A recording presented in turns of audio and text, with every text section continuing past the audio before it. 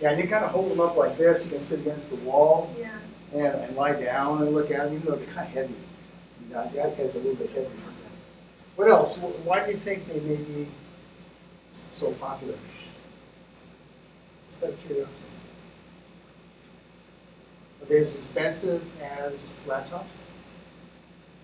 No. Yeah, they're cheaper.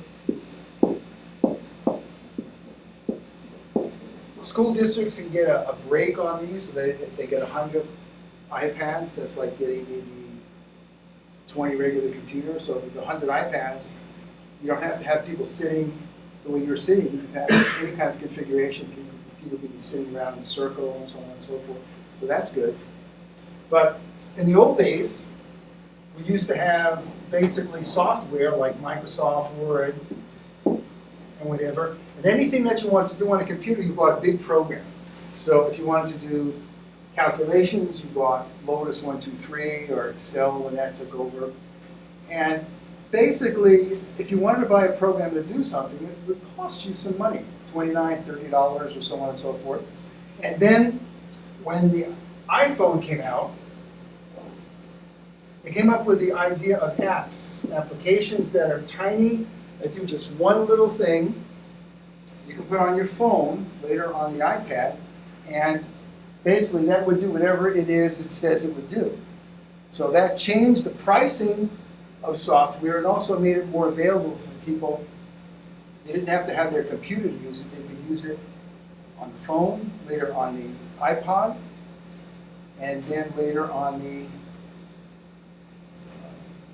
iPad.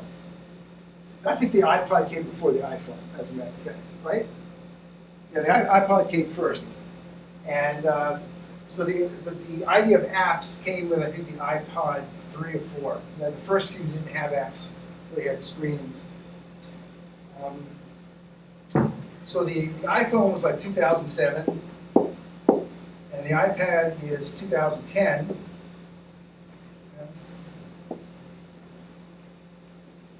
And since then, you've seen Android and other systems go to this app system. Now, how many people have bought CD-ROMs of programs in the last?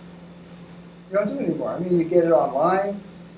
You can get an app for almost anything. You can buy Keynote. Keynote used to be a $59 program, along with some of the other, it had a spreadsheet and a word processor. Now you get it for $10, because you just get that one little bit.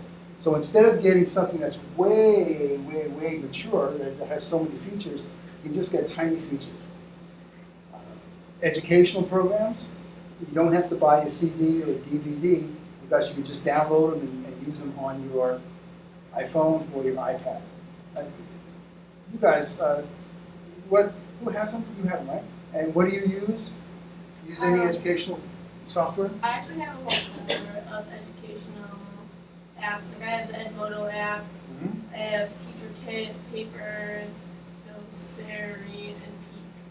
There's about 200 free apps right away if you go to the iPad store or the iTunes. That's where you get them.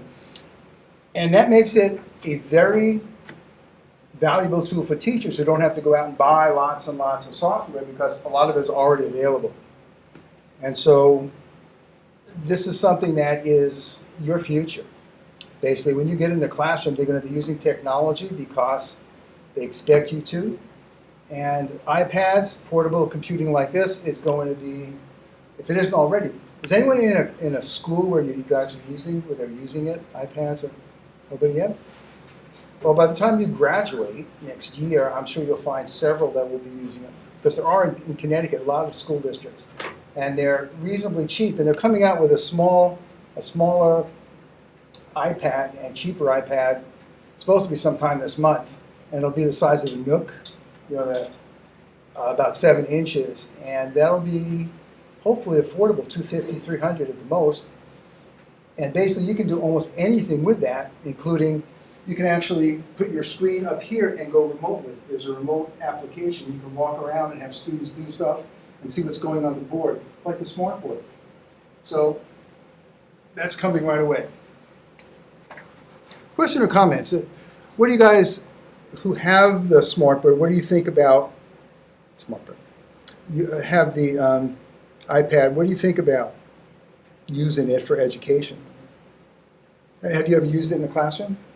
No. Have you? And I really disagree for elementary. I mean, you want to start introducing it in middle school and using it in high school, fine. In elementary school, I really